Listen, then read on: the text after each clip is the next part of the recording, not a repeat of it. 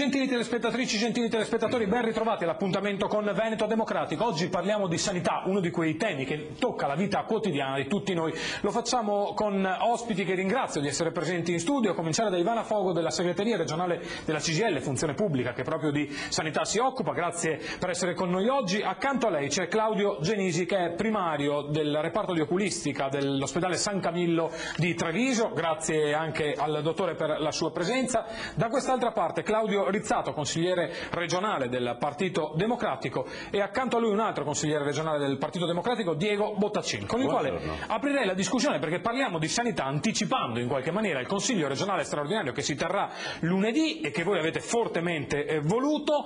L'ordine del giorno sul quale avete raccolto le firme e convinto anche gli altri a discuterne dice: sanità veneta senza governo, tra tagli alla spesa e premi alle inefficienze e agli sprechi. Bottacin, un quadro fosco quello che dipingete sulla sanità di questa regione.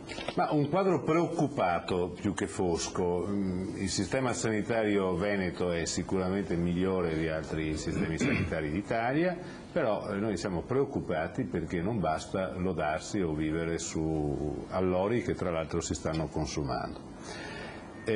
Abbiamo cambiato 3 assessori in 3 anni. La legislatura è cominciata nel 2005, la legislatura regionale. Uno dei punti fondamentali del programma, riconosciuto da tutti, non dal centro-sinistra, dal centro-destra, da chi ha vinto le elezioni, era fare una nuova programmazione. Noi dobbiamo assicurare ai veneti che anche nei prossimi anni avremo una buona sanità, possibilmente migliore di quella attuale, e sicuramente quantomeno non peggiore. Per fare questo tutti dicono che bisogna rivedere la programmazione e fare alcune scelte.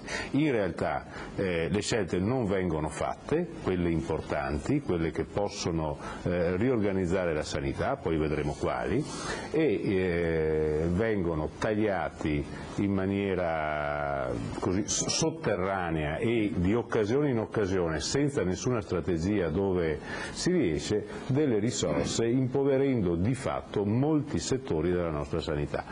Questa è la ragione per cui abbiamo chiesto che il Consiglio regionale si appropri del suo ruolo, mettendo nelle condizioni, stringendo la Giunta e Galan per costringerlo a fare le scelte, non le scelte che vogliamo noi, le scelte che sono necessarie per continuare a garantire una buona sanità ai veneti.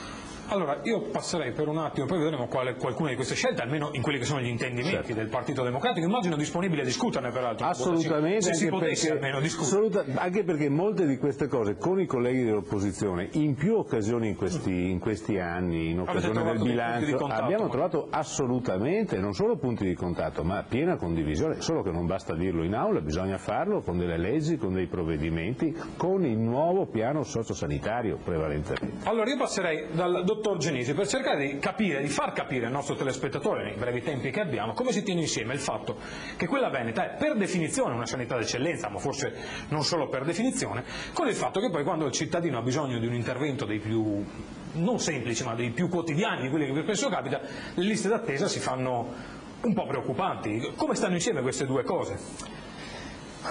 Le cose non stanno bene insieme nella realtà che io vivo quotidianamente. Faccio l'oculista, ho un reparto, ho lavorato nella sanità pubblica per 30 anni e non vedo miglioramenti nel tempo. Se per miglioramenti intendiamo l'eccellenza in termini di qualità, sicuramente la qualità è nettamente migliorata, come diceva giustamente prima Diego Bottacin. Obiettivamente la sanità del Veneto ha un'ottima qualità nei propri servizi erogati. Quello che però si scontra nel concetto di qualità è che per me qualità è anche i tempi con cui un servizio viene erogato.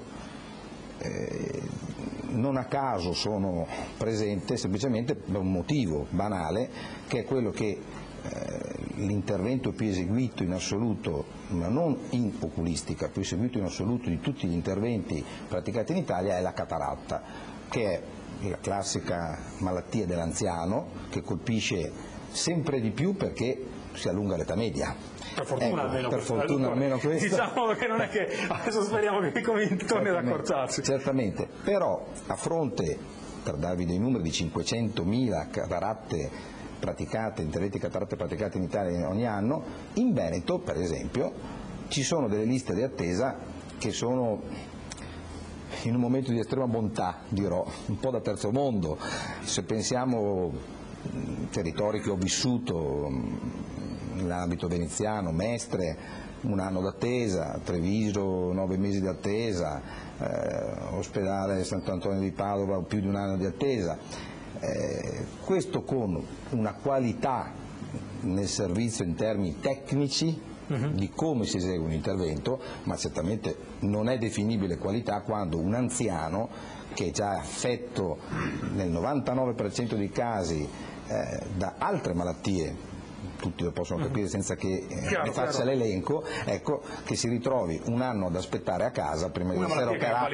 Invalidante, perché a quel punto ovviamente più la malattia progredisce, purtroppo per uno che non vede è più invalido di uno che non vede. Direi che facciamo fatica a trovarne. Rizzato, uno che non vede, dicevamo, anche la politica rischia di non vedere che questo sistema, che pure funziona, delle punte di grandi eccellenze, che richiama anche da fuori regione gente che ci viene a correre, dico, qualcuno non vede che stiamo navigando a vista, il rischio è quello di qualche scoglio che ci faccia affondare in un sistema che molti ci invidiano. Ma sicuramente il taglio delle risorse da un lato e la mancanza di programmazione possono accorciare certamente la vista della sanità, perché una sanità di eccellenza, per essere mantenuta tale, ha bisogno di continui investimenti e anche di un'organizzazione programmata.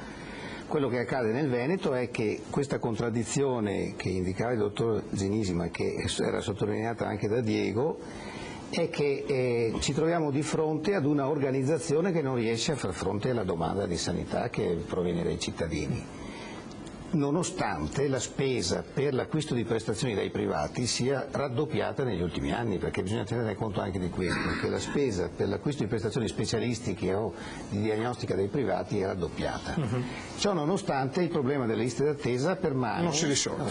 Nel campo oculistico è drammatico, direi, in altre situazioni è altrettanto grave. E non c'è nessuna indicazione programmatica che leghi, per esempio, altro argomento di cui discuteremo in Consiglio, il premio, cosiddetto premio ai direttori generali al riuscire a contenere i tempi d'attesa o comunque a rispettare determinati dei tempi. Ecco, questo non avviene, neanche questo avviene. Ricordiamo che il primo degli assessori, dei 3 assessori regionali che si sono succeduti, come ricordava Bottacci, lo ricordiamo bene, si era presentato proprio con l'obiettivo della guerra alle liste, alla lunghezza delle liste d'attesa, un obiettivo che non poteva non essere condiviso da chiunque in quel momento. Con Rivera Fogo invece passerei, è un momento per il dipendente pubblico, quindi anche quello della sanità, in cui tanto si discute, la parola fannulloni è spesso quella che viene messa davanti a tutto, il fatto che i dipendenti pubblici sono troppi, ovunque ci costano troppo, però dei nostri ospedali, da quelli del territorio, quando noi abbiamo l'occasione, sale spesso un grido allarmato di turni difficili da gestire per il pensionare medico, infermieristico, di gente che lavora in situazioni di vera difficoltà e di stress. Dove sta la verità allora a questo punto? Beh, insomma, credo che sta sotto gli occhi di tutti la verità, e cioè, è vero, noi in questo momento c'è l'attacco del governo al pubblico dipendente è abbastanza importante e noi insistiamo nel difendere invece i nostri operatori, in particolare gli operatori della sanità del Veneto. Perché noi dichiariamo abbastanza tranquillamente, al di là di alcuni casi che ovviamente rientrano nella casistica, ma possiamo assolutamente dichiarare che una delle risorse della sanità del Veneto sono proprio gli operatori a tutti i livelli, che hanno una preparazione assolutamente di grande riguardo. Noi insistiamo nel dire che, e in questo fatichiamo molto e spesso ci scontriamo con la Regione, per quanto riguarda le dotazioni organiche. Facciamo riferimento soprattutto al personale che è più presente, diciamo, nella nostra sanità, che sono gli infermieri, oltre ai medici naturalmente, ma gli infermieri e gli operatori sociosanitari, che sono questa ultima figura che da poco, insomma da qualche anno è entrata nelle nostre strutture, ecco, il numero è assolutamente insufficiente. Noi ci scontriamo continuamente con la Regione, insistiamo nelle nostre battaglie perché quello a cui noi pensiamo è intanto la qualità dell'assistenza che deve essere erogata, e questo non può essere visto a parte rispetto al numero degli operatori che troviamo nelle nostre strutture, insomma. E poi non ci accontentiamo solo di non vogliamo solo parlare della sanità, della fase dell'acuzie che si vive nelle strutture ospedaliere, ma noi pensiamo anche a tutta l'assistenza che si può erogare a livello territoriale, per esempio nelle strutture distrettuali, che è un altro grande capitolo.